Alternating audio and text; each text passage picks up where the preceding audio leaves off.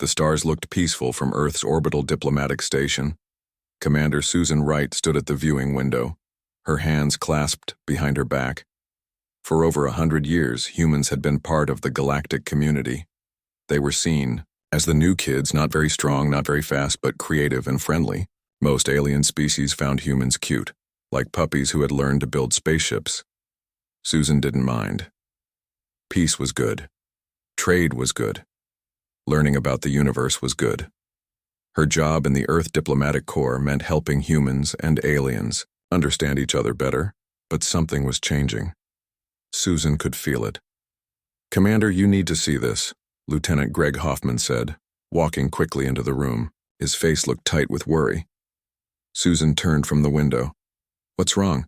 Greg handed her a data pad. "The Vexthar. They've attacked the Alteran colonies again. 3 more worlds this time." Susan felt a chill run through her body. The Alterans were peaceful plant-like beings who had been Earth's first and closest allies. Their worlds were being attacked by the Vexthar, a reptilian species known for taking what they wanted. "How bad?" Susan asked, looking at the reports. "Bad. They're killing everyone. The Alterans are asking for help." Susan tapped the screen. "And the Galactic Council?" Greg's face showed his anger. "Still monitoring the situation. They won't step in." Susan looked back at the stars. The Galactic Council was made up of the oldest species in known space. They talked a lot about peace but did little to stop violence. "The Vexthar are broadcasting the attacks," Greg said quietly. "They want everyone to see what happens to planets that resist them." Susan nodded. "Send these reports to Earth government right away. I'll prepare my recommendations." What Susan didn't know was that these broadcasts were doing more than just making humans angry. They were triggering something deep in human DNA, something that had been sleeping for thousands of years. On Earth, strange things were happening. At a military base in Nevada, Sergeant Joe Kelly was doing his normal morning run when something changed. He had been jogging at an easy pace, but suddenly he was running faster than he ever had before. When he finally stopped, he wasn't even breathing hard. The track's automated system showed he had broken the world record for the mile. In a small town hospital in Ohio, Nurse Carrie Davis was treating a patient with a deep cut. When she touched the wound, her hands felt warm. The patient gasped. The wound was closing right before their eyes. At a high school in Seattle, math teacher Peter Morgan was explaining a simple problem when his mind suddenly filled with complex battle equations and weapon designs. He stopped mid-sentence, feeling dizzy with knowledge he shouldn't have. At the White House, President Kate Nichols called an emergency meeting. Reports were coming in from around the world. Humans were changing, their bodies were getting stronger, their minds were filling with new knowledge. Their senses were sharper. "What's happening to our people?" the president asked, looking around. The room at her advisors, Dr. Alan Peters from the Centers for Disease Control, cleared his throat. "Madam President, we're seeing the same genetic changes in every human tested on Earth and in our colonies. It's like something has activated dormant parts of our DNA." "Is it dangerous?" the president asked.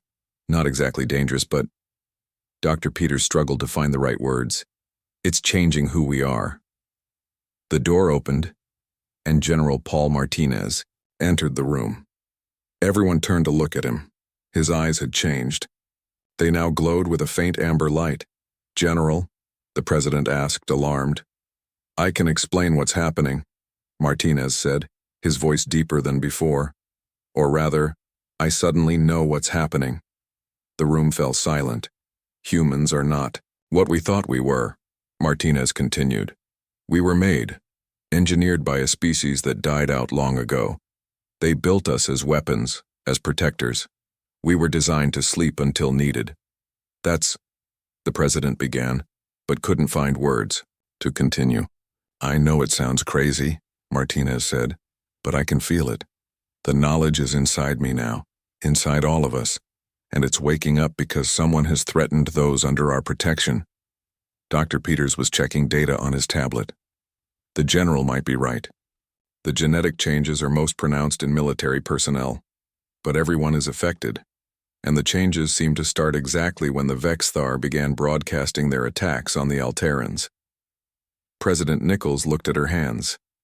They looked the same as always, but she could feel something different in her veins, in her mind. A strength she hadn't known before. A clarity.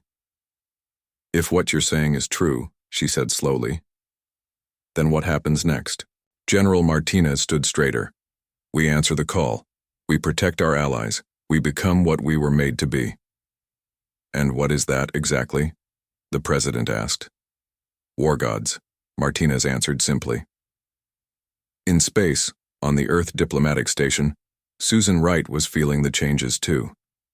Her mind was racing with new strategic insights. Her body felt stronger, more alive. "Commander," Greg called from his station. "Earth is sending new orders. All diplomats are being recalled and—" He paused, looking confused. "They're mobilizing. The fleet."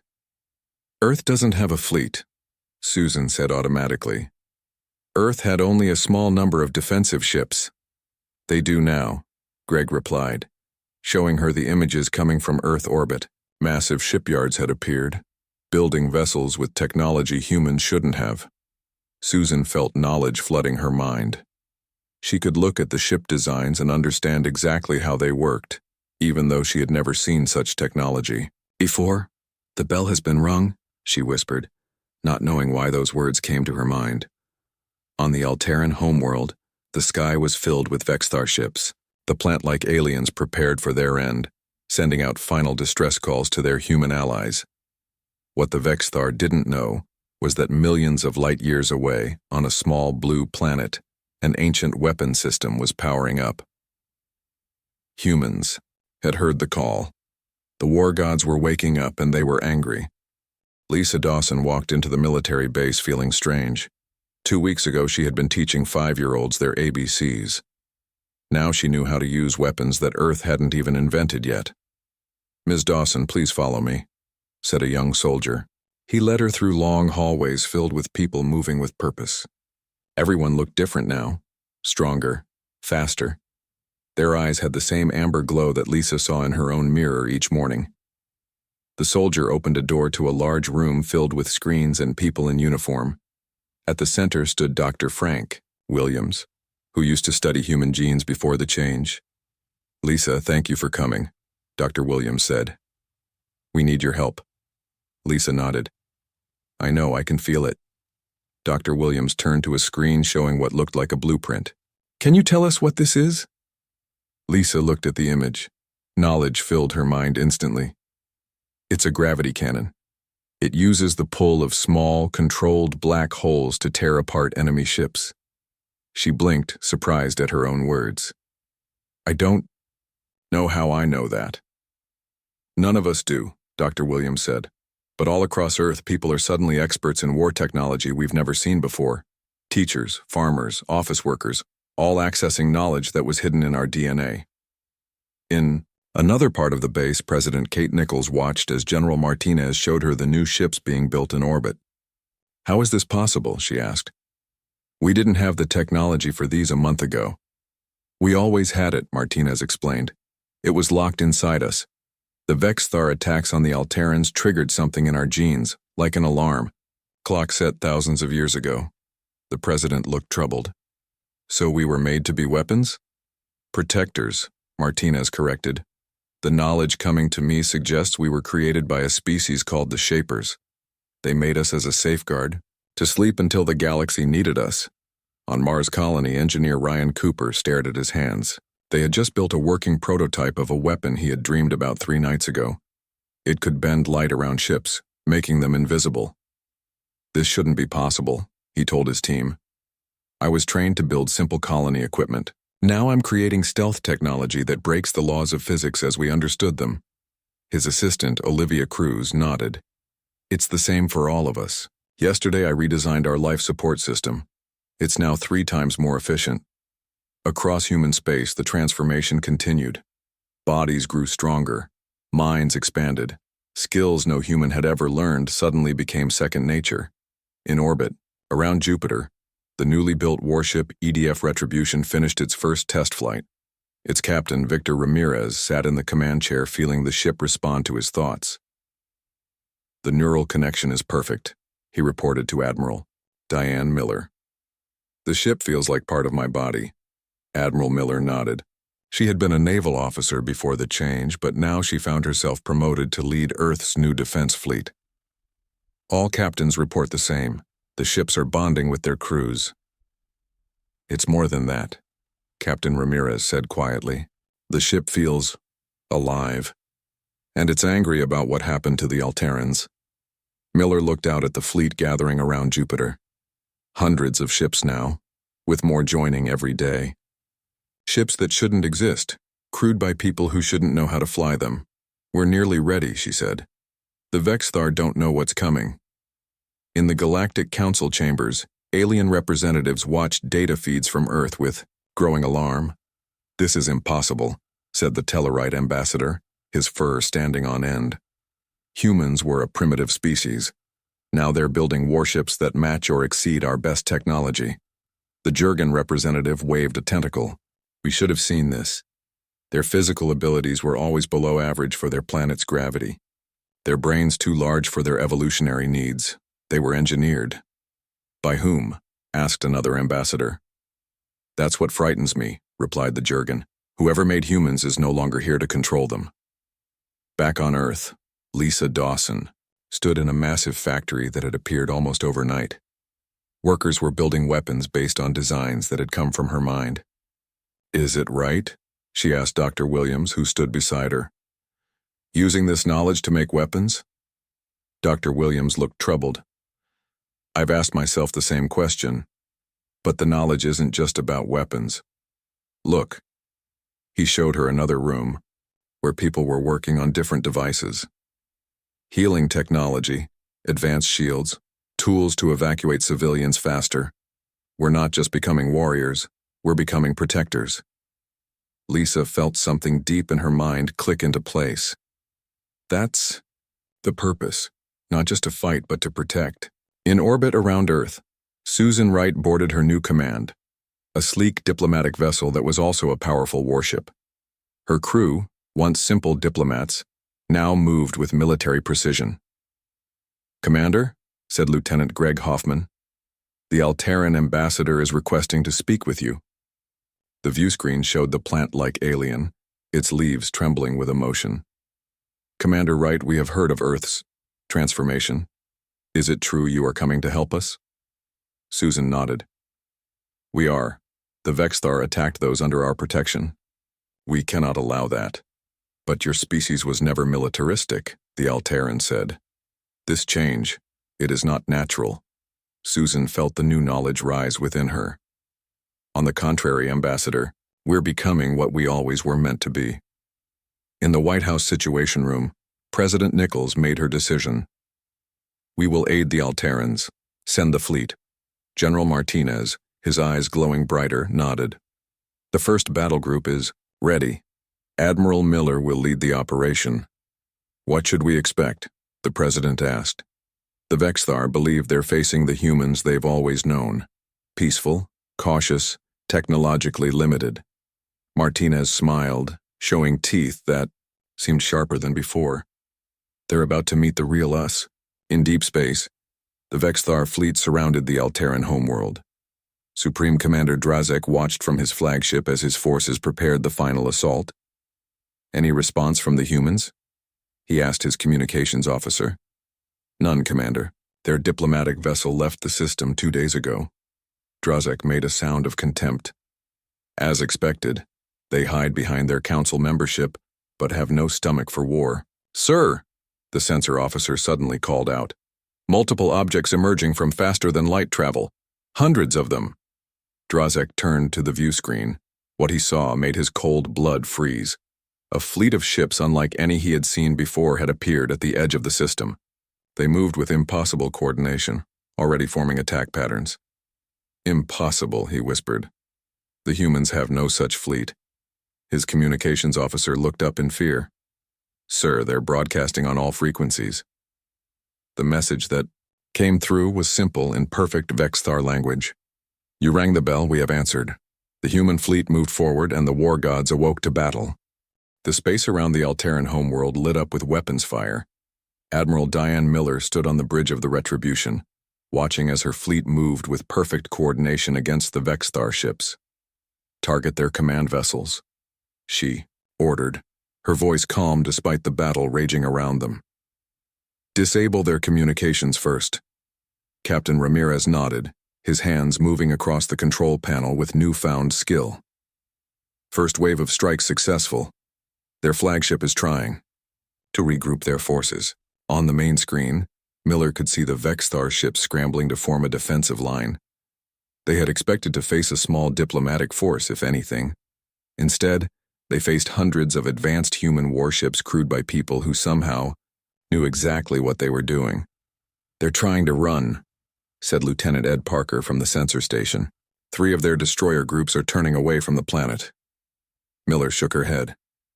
"We can't let them escape to warn others. Use the gravity nets." Across the human fleet, new weapons activated. Invisible fields spread between the ships, creating areas where space itself became thick like honey. The fleeing Vexthar ship suddenly slowed, trapped in the distorted space. "Push forward to the planet," Miller ordered.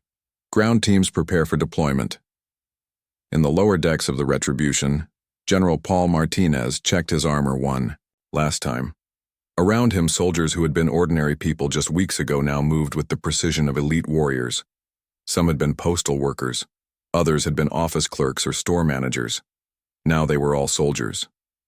"Remember," Martinez told his troops, "our mission is to save the Alterans, not just to destroy the Vexthar. We protect first."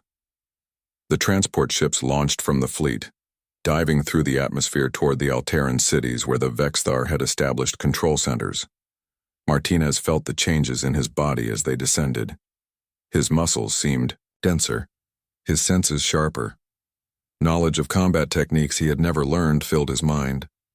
Part of him was horrified at what he had become. Another part felt like he was finally whole. The transport landed with a thud and the doors opened to reveal an Alteran city in flames. The plant-like aliens were being rounded up by Vexthar soldiers in the central square. "Move out," Martinez ordered. His troops flowed from the ship like water, each person somehow knowing exactly where to go without being told. The Vexthar noticed them too late. Martinez moved faster than he ever thought possible, disarming 3 enemy soldiers before they could raise their weapons. Around him, his team did the same, neutralizing the threat with minimal force when possible. "What are you?" hissed a captured Vexthar officer, staring at Martinez with wide, reptilian eyes. Martinez looked down at the alien. "We are what we were made to be." In orbit, the battle was turning decisively in humanity's favor. The Vexthar fleet that had terrorized this sector for years was being systematically dismantled by ships that hadn't existed a month ago. Admiral Miller received reports from the ground teams. "General Martinez has secured the main city. Alteran civilians are safe, Captain." Ramirez looked at the tactical display with a mixture of awe and horror. "We're winning too easily. This isn't a battle, it's a slaughter." Miller nodded grimly. "The knowledge in my mind says this is just the beginning. The Vexthar are part of something larger." On the Vexthar command ship, Supreme Commander Drazek watched in disbelief as his fleet was destroyed around him. His species had conquered 12 systems over the past decade. No one had been able to stand against them. Until now. "How is this possible?" he demanded of his science officer. "The humans were nothing. We studied them for years." The science officer's scales had paled with fear. "Sir, I'm detecting strange energy readings from their ships, and even from their bodies. It's like they're running on technology we've never seen before." A blast rocked the ship, sending crew members tumbling across the bridge. "We've lost engines," reported the engineering officer. "They're targeting our systems precisely, disabling, not destroying." Drazek realized with horror what was happening. "They want us alive. They want information." The main screen flickered and a human woman appeared. "Admiral Miller." "This is Admiral Diane Miller of the Earth Defense Force," she said calmly. "Your fleet is defeated. Your ground forces are neutralized. Surrender now, and we will spare your lives." Drazek hissed in anger. "We are Vexthar. We do not surrender." Miller's expression didn't change. "You misunderstand. This is not a negotiation. You attacked those under our protection. The only question now is whether you live to warn others of their mistake. On the planet's surface, Martinez and his team had gathered the freed Alterans in safe zones. The plant-like aliens trembled, their leaf-like appendages shaking with a mixture of fear and relief. "We thought you would not come," said the Alteran leader, its voice a whispering rustle. "Humans have always been peaceful friends, but never warriors." Martinez looked at his hands. They were the same hands he had always had, but now they could bend metal and move faster than the eye could track. "We didn't know ourselves," he admitted. "Something was sleeping inside us. Your distress call woke it up." In the Galactic Council chambers, representatives from 100 species watched the battlefields with growing alarm. The humans, once considered a minor species, had just defeated a major military power in less than 6 hours. "This changes everything," said the Jurgen representative. "The balance of power in the galaxy has shifted." The Tellarite ambassador nodded nervously. "We must reconsider our position on the Vexthar conflict, if the humans can do this." "The question," interrupted another ambassador, "is whether the humans will stop with defending the Alterans. What happens when they realize their power? Will they become conquerors themselves?" Back on the Retribution, Miller received the Vexthar surrender. The remaining enemy ships powered down their weapons, accepting defeat. "Send the message to Earth," she told Lieutenant Parker. "The Alteran system is secure. The Vexthar fleet is defeated." President Kate Nichols received the news in the White House Situation Room. Around her, advisors who had worried about Earth's place in the galaxy now looked at each other with new confidence. "What happens next?" asked the Secretary of State. The President looked at the reports coming in from the fleet. "We learn more about what we've become, and we prepare." "Prepare for what?" "The Vexthar are just the beginning," she said, knowledge rising in her mind that hadn't been there before. "They serve something larger, something that has threatened peaceful species like the Alterans for centuries." In his cell on the Retribution, Commander Drazek glared at his human guards. "You think you've won? You know nothing. We are just the scouts. The Void Concordance will come for you now, and they will not be so easily defeated." The guard, who had been a high school teacher just weeks ago, smiled with a confidence that would have been impossible before. "We're counting on it. That's why we woke up." On Earth, in laboratories and new factories, humans continued to access knowledge hidden in their genes. Ships continued to be built. Weapons continued to be forged. But now, they understood their purpose more clearly. They were not meant to conquer. They were meant to protect. The sleeping war gods had awakened, and the galaxy would never be the same. Dr. Olivia Nelson stood in the center of the Origins facility in Geneva. Around her, screens showed strange symbols and patterns that no human had seen before the awakening. Yet now she understood them perfectly. "These are memories," she explained, to the gathered world leaders. "Not our personal memories, but genetic memories stored in our DNA. They tell us where we came from." President Kate Nichols leaned forward. "And what do they tell us, Doctor?" Olivia touched a screen, expanding an image that looked like a star map. "About 500,000 years ago, a species we're calling the Shapers faced a terrible enemy. This enemy destroyed entire civilizations, consumed whole planets. The Shapers called it the Void." The room was silent as everyone absorbed this information. "The Shapers were scientists, not warriors," Olivia continued. "They knew they couldn't win a direct fight, so they created us, a new species that looked simple on the surface but had special abilities hidden deep in our genes. Abilities that would only wake up when needed." "Like sleeper agents," said the Secretary of Defense. "Exactly," Olivia nodded. "They seeded us on Earth, then disappeared. We don't know if they were destroyed by the Void or if they died out naturally, but they left us with everything we would need when the time came." President Nichols looked troubled. "So our entire history, our evolution, our civilization, was all just preparation for war?" Olivia shook her head. "Not just for war. The Shapers valued life above all else. They made us to protect life when they no longer could." At the same time, on a scout ship called Horizon at the edge of known space, Captain Ben Howard was making a disturbing discovery. "Send these images to Admiral Miller immediately," he told his communications officer. The Horizon had been tracking Vexthar supply lines when they discovered something much bigger. "The energy signature matches what we found in the Vexthar command codes," said his science officer Linda Hall. "These aren't just random attack patterns. They're all connected." The images showed planets stripped of resources, entire systems emptied of life. And beyond them, strange ships moving in patterns that seemed familiar to their newly awakened minds.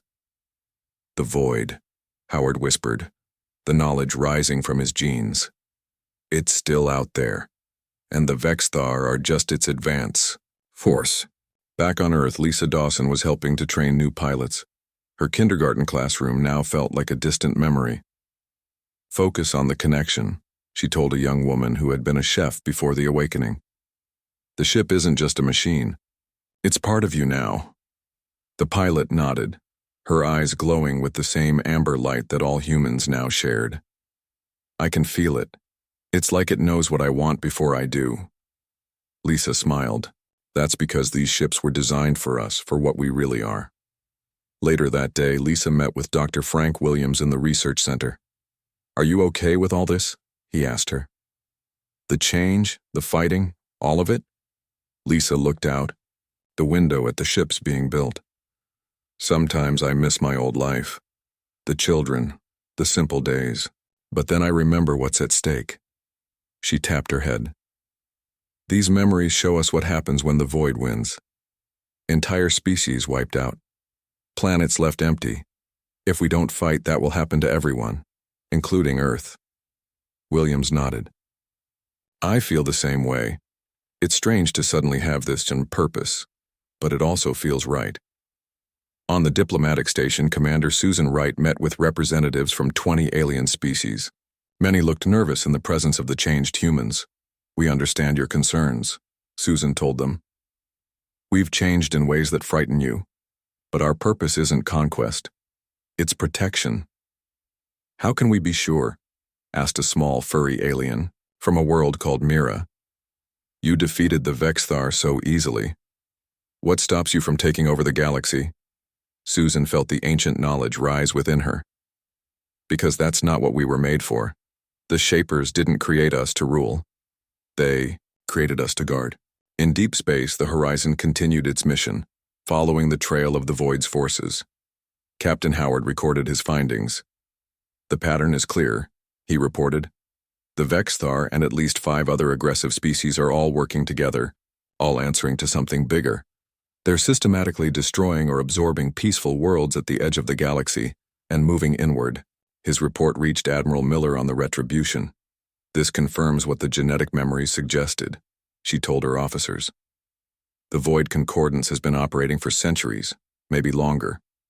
And now that we've defeated their advance force, they know we're awake." Captain Ramirez studied the star charts. "They'll come for us next." "Good," Miller said with a grim smile. "That's what we were made for."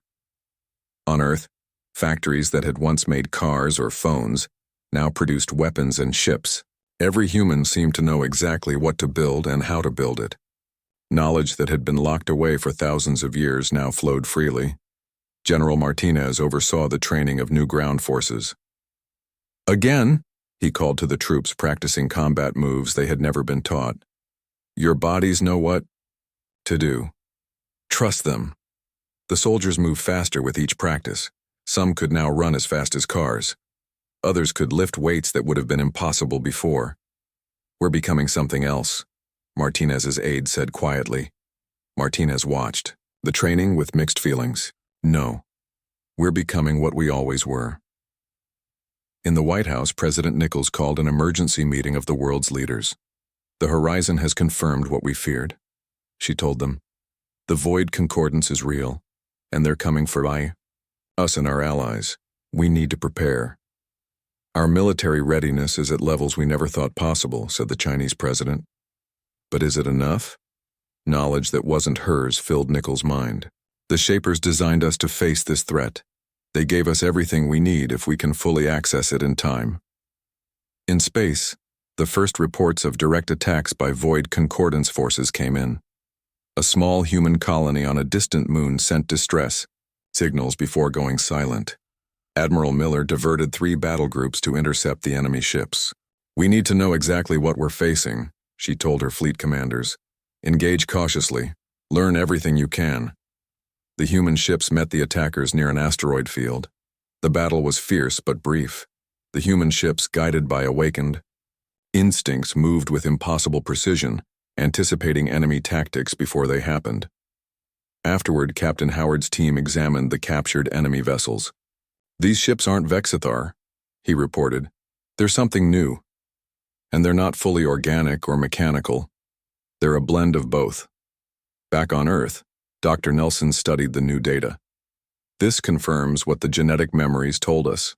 The Void isn't just one species. It's many species merged together, consuming others as it expands. Like a galactic cancer," President Nichols said quietly. Dr. Nelson nodded. "And we're the antibodies the Shapers created to fight it." In his dreams that night, General Martinez saw visions of ancient battles on distant worlds, the Shapers fighting and losing against the spreading darkness of the Void. Their last desperate plan to create a new species that could succeed where they had failed. He woke with tears on his face, filled with the weight of his purpose. Humans weren't just random beings who happened to exist. They were weapons crafted with care, hidden away until they were needed. The war gods had awakened, and now they understood their mission. 6 months had passed since the first battle with the Vexthar. Earth's fleet had grown from hundreds to thousands of ships. Humans across the solar system had fully embraced their new abilities. What had once seemed strange now felt natural. Admiral Diane Miller stood on the bridge of the Retribution, which had been upgraded 3 times since the first fight. Around her, fleet officers monitored the defensive line they had established at the edge of Allied space. "All battle groups report." "Ready," said Captain Ramirez, who now served as her second-in-command. Miller nodded. "The Void knows we're here now. They won't send small groups anymore. They'll come with everything they have." In the month since awakening, humanity had formed alliances with 27 alien species. Many had been targets of the Void Concordance. Others simply recognized that humans were now their best hope for survival. Representatives from these allies now stood on the bridge with Miller. The Alterans, the first to be saved by humanity's transformation. The Jurgen, whose initial fear had turned to respect. The Tellarites, who had provided valuable intelligence about Void movements. "Our scientists have analyzed the data from Captain Howard's missions," said the Alteran ambassador, its leaves rustling softly. "The Void forces will be here within hours." Miller looked at the star map. Humanity had chosen this place, called Orion's Veil, for their stand. It was a nebula with strong magnetic fields that would limit the Void's ability to coordinate their forces. "Remember why we fight," Miller told the gathered officers and allies. "Not for conquest, not for power, but because life itself is at stake." On Earth, President Kate Nichols addressed the people one last time before the battle. "Today we fulfill the purpose that was written in our genes long ago," she said, her voice calm but strong. "The Shapers created us for this moment. They knew they would not survive to fight this battle themselves, so they made us to carry on their mission." In homes and gathering places across Earth and its colonies, humans watched her speech. Their eyes glowed with amber light. Their bodies hummed with power that had been sleeping for thousands of years. "We do not fight alone," the president continued. "We stand with allies from across the galaxy. And we fight not just for ourselves, but for all life that wishes to exist in peace." In space, the first warnings came from scout ships at the edge of the nebula. "Contact," reported Lieutenant Greg Hoffman from his position on the forward sensor array. "Multiple ships emerging from faster-than-light travel. Count is thousands." Admiral Miller took a deep breath. "All ships to battle positions. This is what we were made for." The Void fleet emerged like a dark cloud at the edge of the nebula.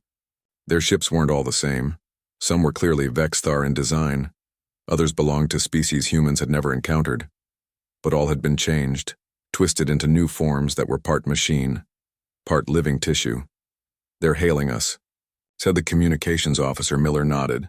On screen, the image that appeared wasn't a single alien but a shifting mass of different species merged together. When it spoke, many voices layered over each other. "We are the void," the voices said. "You have interfered with our growth. You will be absorbed, like all the others." Miller stood tall. "We are humanity.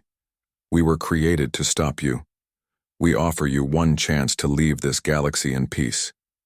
The thing on the screen made a sound like laughter. "You cannot stop the inevitable. All life joins with us eventually." The screen went dark. "They're moving into attack formation," reported Captain Ramirez. Miller's mind filled with battle plans, strategies placed there by the Shapers 500,000 years ago. "Execute Defense Plan Alpha. Remember your training." The human fleet moved, with perfect coordination, forming patterns that seemed chaotic but followed a deeper order. As the void ships approached, they found themselves facing not just superior weapons but superior tactics. The battle that followed would be remembered throughout the galaxy as the stand at Orion's Veil. Human ships darted through the nebula's gases, using the magnetic fields to hide and then strike. Ground forces led by General Martinez boarded enemy vessels, fighting through corridors filled with hybrid creatures that were once separate species before the void absorbed them. On Earth, Dr. Olivia Nelson and her team made a crucial discovery. "The void ships communicate on specific frequency patterns," she told President Nichols. "They use these patterns to coordinate their hive mind. If we can disrupt this frequency..." The president immediately relayed the information to Admiral Miller. "Can you use this?" Miller shared the data with her fleet scientists. Working with engineers from allied species, they quickly designed a weapon that could target these specific frequencies. "It's ready," reported Dr. Frank Williams from the weapons lab. "But we'll need to get close to their command structure to use it effectively." Miller made her decision. "The Retribution will lead a strike team. Captain Ramirez, you have command of the main fleet." The admiral gathered a small group of the best ships and pushed deep into the heart of the void formation. Enemy vessels surrounded them, weapons firing constantly. "Shields at 30%, reported Lieutenant Hoffman as the Retribution shook from another hit. "Keep going," Miller ordered. "We need to reach their control hub." Through the chaos of battle, Miller's strike team fought their way to the center of the void fleet. There, a massive structure pulsed with dark energy, the coordinating mind of the invasion force. "Targeting system ready," said the weapons officer. Miller nodded. "Fire." The weapon launched, emitting waves that disrupted the void's communication frequency. Across the battlefield, enemy ships suddenly lost coordination. Some stopped moving, others began firing on their own allies in confusion. "It's working," Hoffman reported. "Their hive mind is breaking down." The human fleet pressed their advantage. With the void forces in disarray, the battle turned decisively. Ship by ship, the enemy was disabled or destroyed. Hours later, Miller stood in the ruins of the Void Command Hub with General Martinez. "We've won this battle," Martinez said. "But the war isn't over. This was just one force. The void stretches between galaxies." Miller nodded. "But now we know they can be beaten, and we know who we are." In the days that followed, humanity helped their allies rebuild. Worlds that had been attacked by the void began to recover. The Galactic Council, which had once feared the awakened humans, now sought their protection. President Nichols addressed a joint session of human and alien representatives. "We now understand our purpose," she said. "We were created as weapons, as war gods to be awakened in time of need. But we choose to be more than that. We choose to be guardians, protectors of life in all its forms." Across human space, people continued to develop their new abilities. But they did so now with full awareness of their history and their mission. They had been sleeping war gods. Now they were awake and they had chosen their path. On the Retribution, Admiral Miller looked out at the stars. "The bell has been rung," she said softly, "and we have answered."